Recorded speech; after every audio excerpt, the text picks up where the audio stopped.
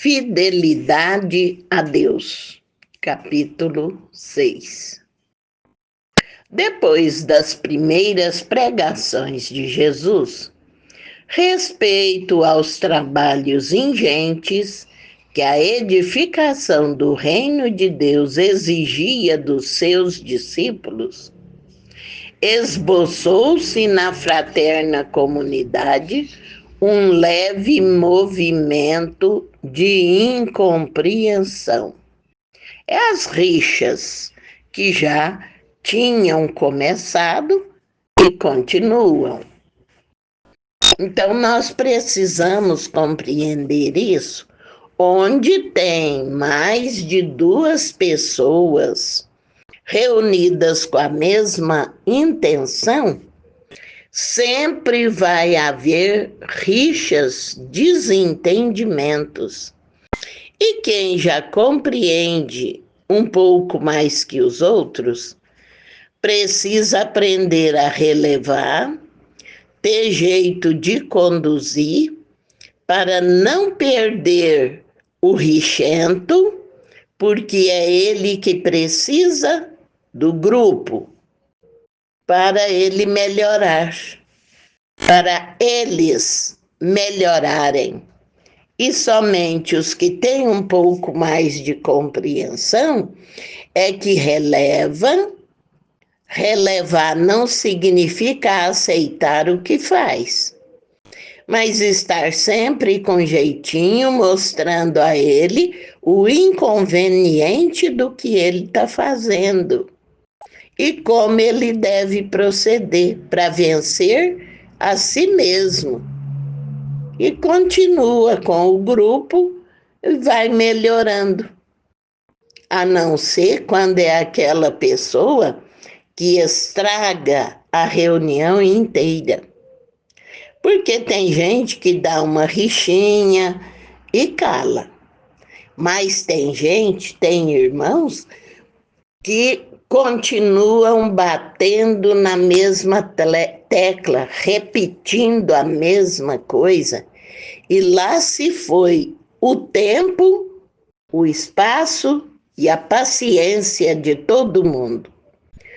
Porque todos que se reúnem com um bom propósito, deixou afazeres por fazer. Deixou obrigações urgentes, materiais, para depois, porque o mais urgente é cuidar da alma. Então, a pessoa com tanta obrigação e vai ficar ali parado, perdendo tempo, a paciência se vai. Aí, quando é pessoa assim, que rixa tanto, que estraga todo um trabalho, aí a gente, com jeitinho, dá jeito de movimentar essa pessoa na mesma casa para um outro grupo onde ele vai se ajeitar melhor. Mas não podemos ficar com ele.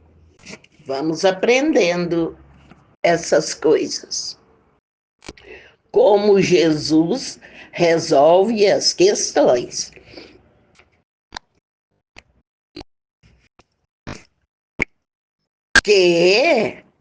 Pois a boa nova reclamaria tamanhos sacrifícios? Com a idade que eu estou, escuto isso até hoje. Você acha que está certo sacrificar o tanto que você sacrifica? Deus não pede isso, não. Isso é falta de caridade com você. Falta de caridade é o que a pessoa está fazendo. Porque o outro já está em grande dificuldade. E ele ainda aumenta a dificuldade dentro do outro. Então, aproxima, estende a mão, ajuda, para que a pessoa não deixe a tarefa. Infeliz daquele que, pelas dificuldades físicas ou financeiras ou morais, deixam as tarefas. Vai ter que começar tudo de novo com dificuldade ainda maiores. Então o Senhor, que sondava o íntimo de seus companheiros diletos, os reuniu uma noite, quando eles os deixava a sós, e já algumas horas haviam passado sobre o pôr do sol. Já era noite bem avançada. Então agora Jesus vai tratar com eles dessa questão, porque eles não param.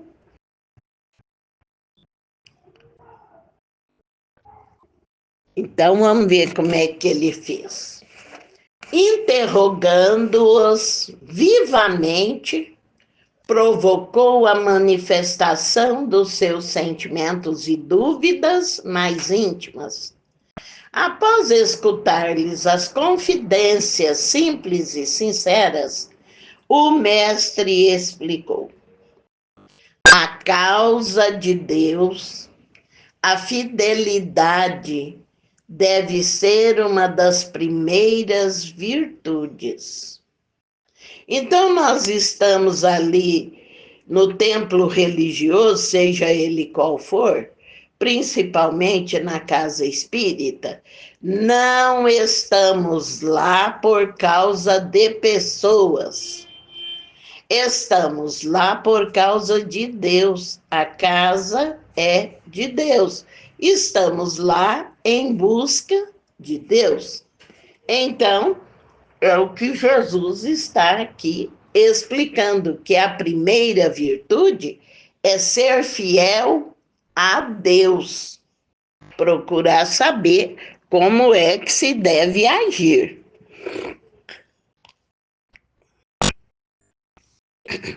Onde o filho e o pai, que não desejam estabelecer como ideal de união a confiança integral e recíproca de um para o outro. Nós não podemos duvidar da fidelidade do nosso Pai para conosco. Então, Deus, nosso Pai, tem compromisso conosco.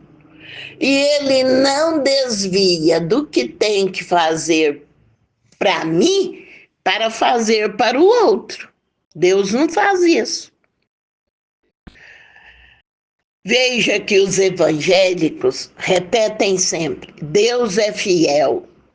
É nesse ponto que Deus tem um compromisso conosco, que não nos abandona nunca.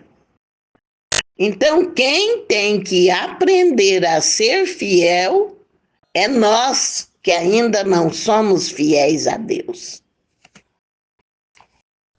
Precisamos compreender isso direitinho. A dedicação de Deus nos cerca os espíritos desde o dia que Ele nos criou. Nós ainda não o conhecíamos e Ele já nos amava. E por acaso poderemos desdenhar a possibilidade da retribuição? Quer dizer, nós não podemos lembrar que Deus está sempre comigo, eu não posso lembrar disso e também me esforçar de estar com Ele? Não seria repudiarmos, quer dizer, não aceitarmos o título de filhos amorosos. O fato de nos deixarmos absorver no afastamento de Deus, favorecendo a negação. Então, quando em grupo de prece, de estudo, que a gente rixa com os companheiros, luta contra as ideias dos companheiros, nós estamos nos afastando de Deus. É o mesmo que negar a Deus, porque estamos dando força para o mal. Como os discípulos o escutassem atentos, bebendo-lhes os ensinos, Jesus continuou dizendo: tudo na vida tem o preço que lhe corresponde. Olha o que Jesus diz: tudo na vida tem o preço que lhe corresponde. Você quer comprar um pirulito? Um pirulito custa R$ 1. Você quer comprar 1 quilo de arroz? É mais caro do que isso. Você quer comprar uma casa? É muito mais caro. Então, cada coisa tem o seu valor, o seu preço respectivo. Se vacilas, vou repetir a fala de Jesus aqui para não cortar. Tudo na vida tem o preço que lhe corresponde. Se você vacila, receioso, ante as bênçãos do sacrifício, se você quer uma coisa sem sacrifício e as alegrias do trabalho, meditai nos tributos, quer dizer, meditai sobre o tanto que você vai ter que pagar. Meditai nos tributos, tributo é pagamento, que a fidelidade ao mundo exige. O prazer não costuma cobrar do homem um imposto alto e doloroso? Quanto pagarão em flagelações íntimas dentro de si que ninguém não vê? O vaidoso e o avarento? E nós achamos que ele está bem. Então aqui Jesus está nos mostrando que para as coisas ruins você paga um preço alto. Que ele está falando o quanto sofre dentro dele o vaidoso e o avarento. Qual o preço que o mundo pede ao gozador e o mentiroso? Então, o mundo pede um preço muito mais alto do que o vaidoso e o avarento. Quem mais sofre é o gozador e o mentiroso.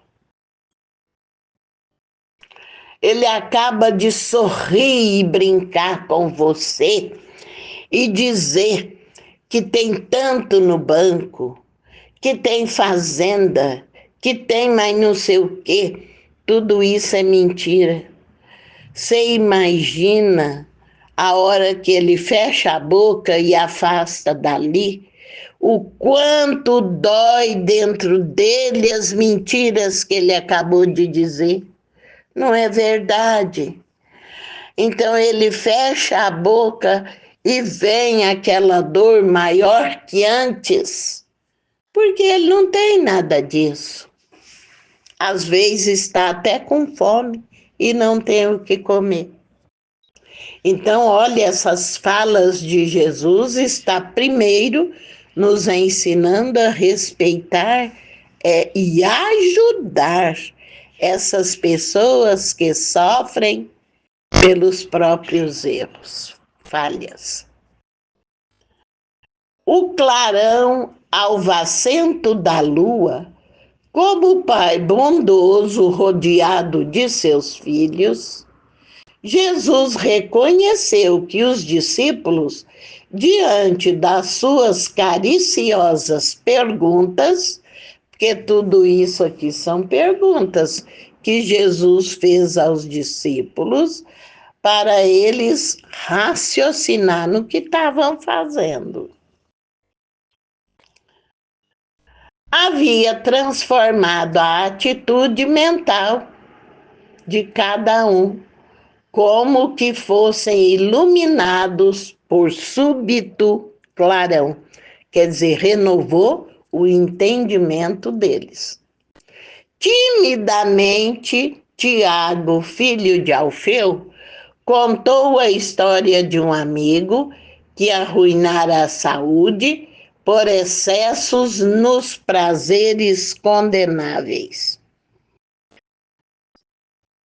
Então, a história que o Tiago contou aqui, ele falou de um amigo que passava noites sem dormir na farra, gastando dinheiro que nem dele era. E como que ele ficou doente, muito doente, sem dormir e usufruindo de coisas ruins.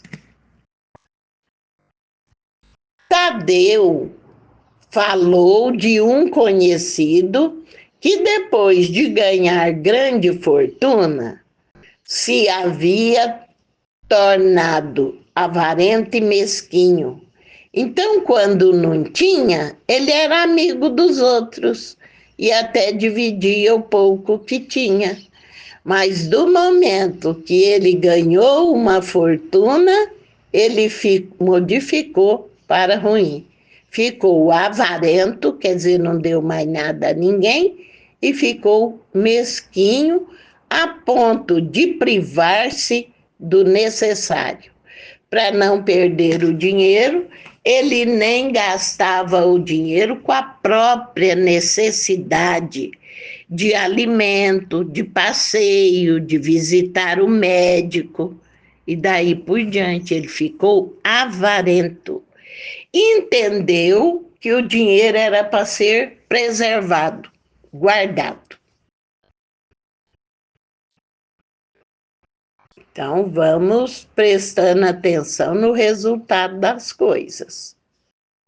Pedro lembrou o caso de um pescador de sua intimidade que morrera tragicamente por efeito da sua desmedida ambição. Porque quem deseja uma coisa não mede esforços. E aí entra em situações que não tem retorno. Perdeu a vida assim, em busca de alcançar aquilo que desejava. Jesus, depois de ouvi-los, satisfeito, perguntou: não achais grande o tributo que o mundo exige dos que se apegam aos seus gozos e riquezas?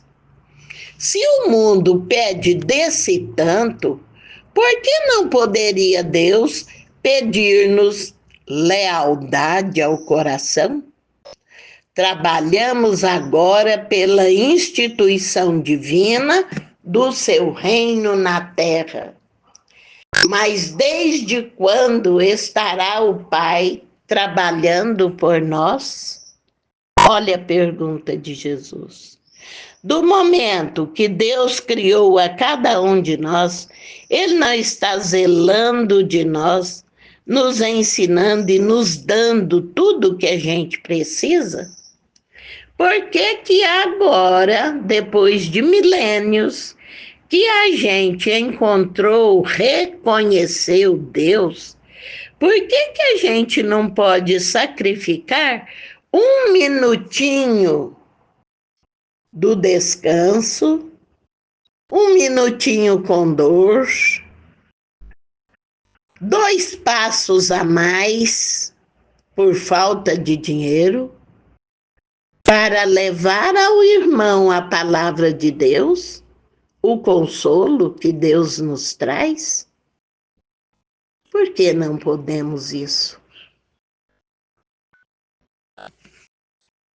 Se a gente sacrificou tantas vezes até perder a vida física por coisas que não era nossa, Das que serão nossa, não podemos sacrificar um só tiquinho?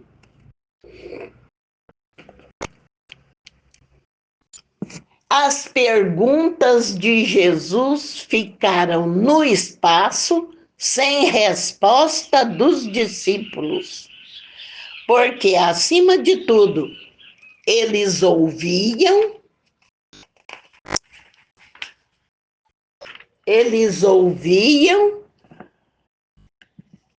as respostas que lhe dava o próprio coração.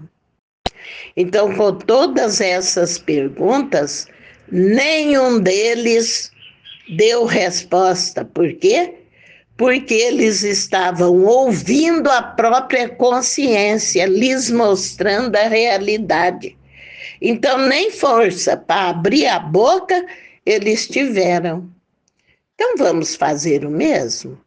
Vamos medir em nós o que estamos sacrificando.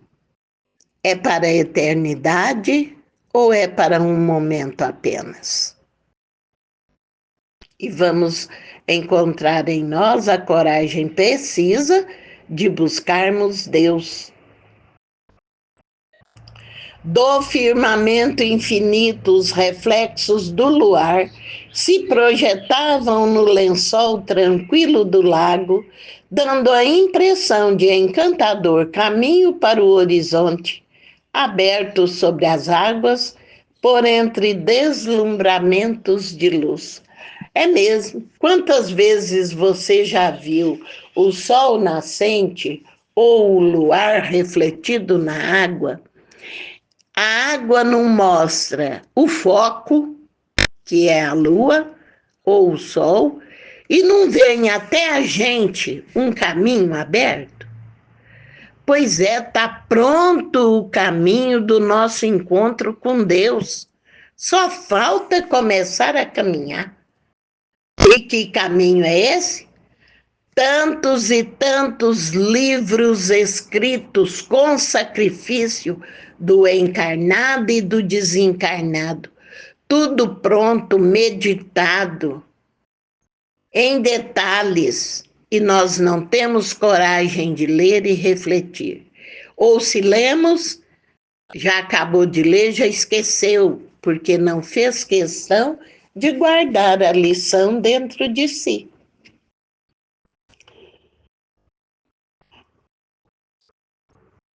Enquanto os companheiros meditavam no que tinha dito Jesus, Tiago lhe dirigiu nesses termos.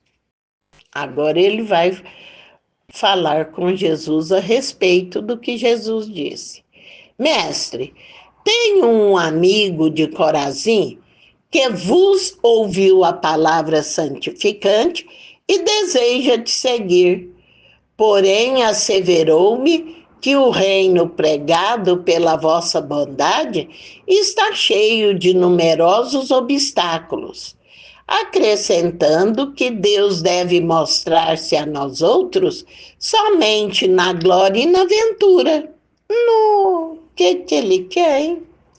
Devo confessar que hesitei ante as suas observações, mas agora, esclarecido pelos vossos ensinamentos, melhor vos compreendo e afirmo-vos que nunca mais esquecerei a minha fidelidade ao reino de Deus.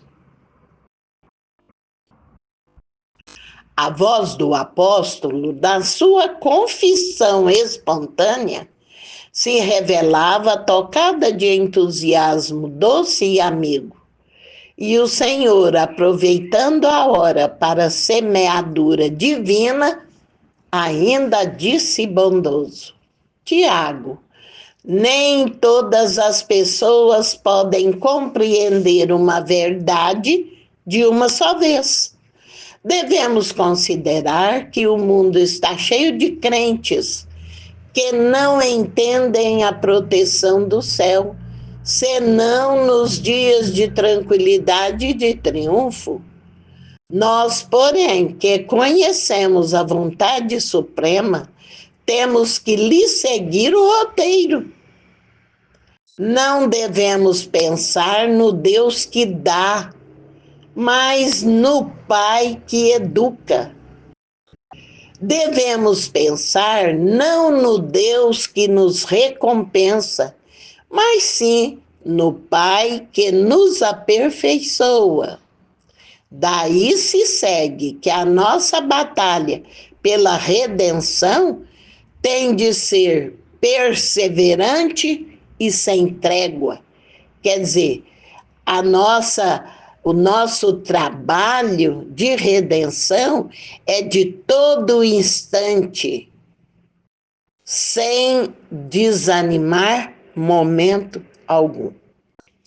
Nesse interim, todos os companheiros de apostolado, manifestando o interesse que os esclarecimentos da noite lhe causavam, se puseram a perguntar com respeito e carinho. Agora é que esclareceu e acalmou, agora eles têm pergunta. Mestre, disse um deles, não seria melhor a gente fugir do mundo para viver na incessante contemplação do reino de Deus? E tem tanta gente que fazem isso. Até religiões que isolam as pessoas do mundo. Ficam fechados dentro de uma casa, distante de tudo e de todos, para só pensar em Deus. Olha a resposta de Jesus. Que diríamos do filho que se conservasse em eterno repouso junto de seu pai, que trabalha sem parar no labor da grande família? Respondeu Jesus. Mas de que modo se há de viver como homem e como apóstolo do reino de Deus na face deste mundo? Perguntou Tadeu. É a pergunta, gente, que eu escuto todo dia. Fulano, vamos fazer tal coisa junto? Fulano, pode me ajudar em tal coisa? A resposta que eu escuto todo dia. Estou muito sem tempo, a correria da vida é muita. Você sabe, né? A cobrança do mundo, a cobrança da família. Quanto tempo para nosso raciocínio? Quanto tempo você vai demorar aqui no mundo? Quanto tempo a família vai existir? Você não tem resposta, porque você não sabe a que hora a morte deles chega ou a sua chega. Então, nós ainda não compreendemos que estamos aqui na Terra, no meio de tudo isso, para melhorar a alma. E a gente gasta todo o nosso tempo correndo atrás das coisas passageiras. Perdemos o corpo de carne e voltamos para a nossa verdadeira casa sem nada.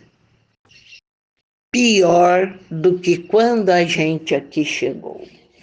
Então, você que está tendo a oportunidade de nos ouvir, repense e comece agora a diminuir a preocupação com as coisas da terra e com as pessoas, e preocupar e ocupar-se com você, alma, e com os outros, almas.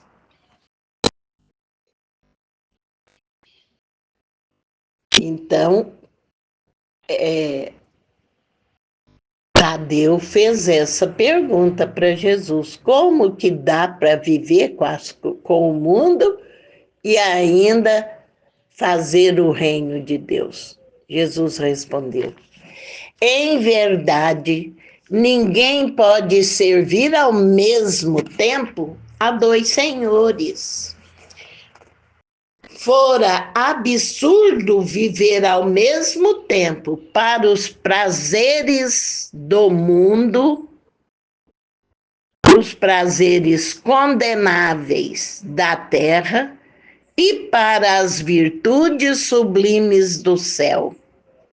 Está lá no Evangelho, no capítulo que chama Não se pode servir a Deus e a Mamon.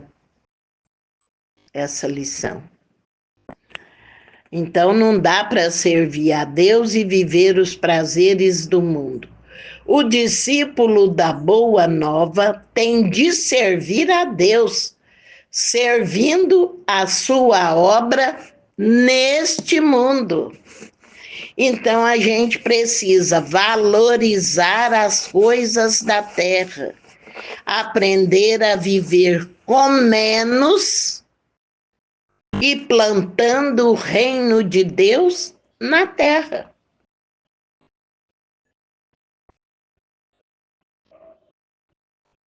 Ele sabe que se acha a laborar com muito esforço num grande campo que é propriedade do seu pai, que o observa com carinho e atenta com amor nos seus trabalhos.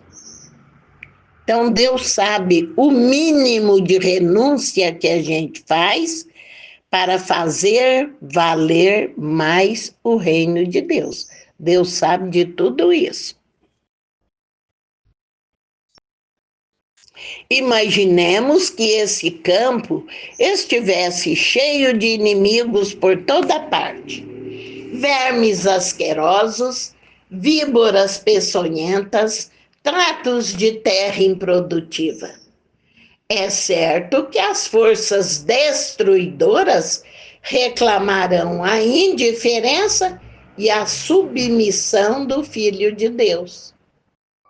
Mas o filho de coração fiel a seu pai, se em vez de ficar indiferente a essas coisas, ele se lança ao trabalho com perseverança e boa vontade, entrará em luta silenciosa com o meio em que ele está. Luta silenciosa.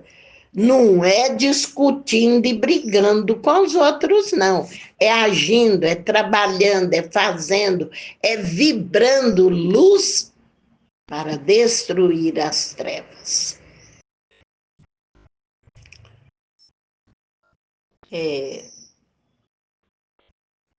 Perseverança e boa vontade. Entrará em luta silenciosa com o meio. Sofrer-lhe-á os tormentos com o heroísmo espiritual, por amor do reino que traz no coração, plantará uma flor onde tenha apenas espinho. Abrirá uma estrada, embora estreita, onde estejam em confusão os parasitos da terra. Cavará pacientemente, buscando as entranhas do solo, para que apareça uma gota d'água onde queime um deserto.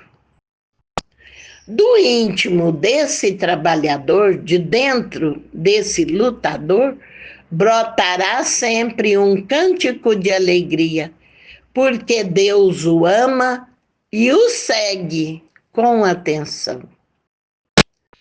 Qual a primeira qualidade a cultivar no coração? Perguntou um dos filhos de Zebedeu. Ele perguntou, qual a primeira qualidade ao cultivar no coração para que nos sintamos plenamente identificados com a grandeza espiritual da tarefa? E Jesus responde, acima de todas as coisas, é preciso ser fiel a Deus.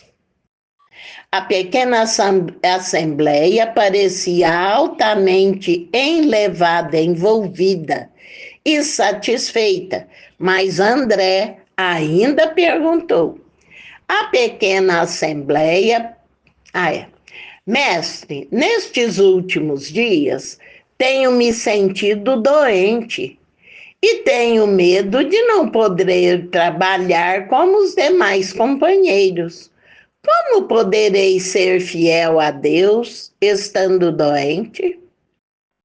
Ouve, replicou o Senhor com certa ênfase, com certa força.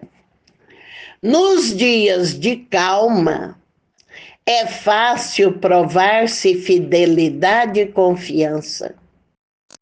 Não se prova, porém, dedicação verdadeiramente, senão nas horas tormentosas em que tudo parece contrariar e desaparecer. O enfermo tem consigo muitas possibilidades de trabalhar para o nosso Pai, com mais altas possibilidades de êxito no serviço, quando ele está atormentado ou doente. É momento dele fazer as coisas de Deus com muito maior proveito. É isso que Jesus está dizendo. Tateando, quer dizer, cego, tateando ou rastejando, tateando ou rastejando,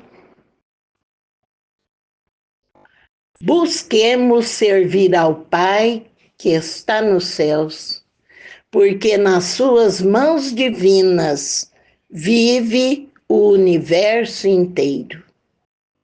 André, se algum dia teus olhos se fecharem para a luz da terra, serve a Deus com a tua palavra e com os ouvidos.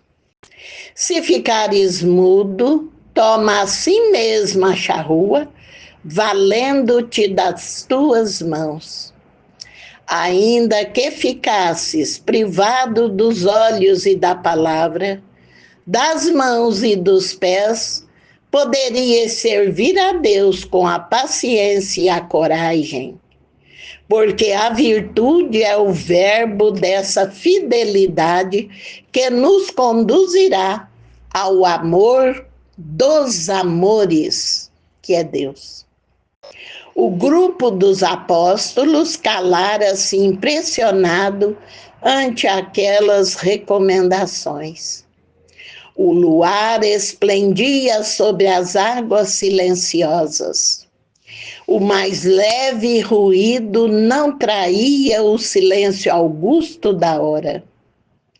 André chorava de emoção, enquanto os outros observavam a figura do Cristo, iluminada pelos clarões da lua, deixando entrever um amoroso sorriso. Então, todos, impressionados por soberana força interior, disseram quase ao mesmo tempo: Senhor, nós seremos fiéis. Jesus continuou a sorrir, como quem sabia a intensidade da luta a ser travada e conhecia a fragilidade das promessas humanas. Entretanto, do coração dos apóstolos jamais se apagou a lembrança daquela noite luminosa de Cafarnaum, aureolada pelo ensinamento divino.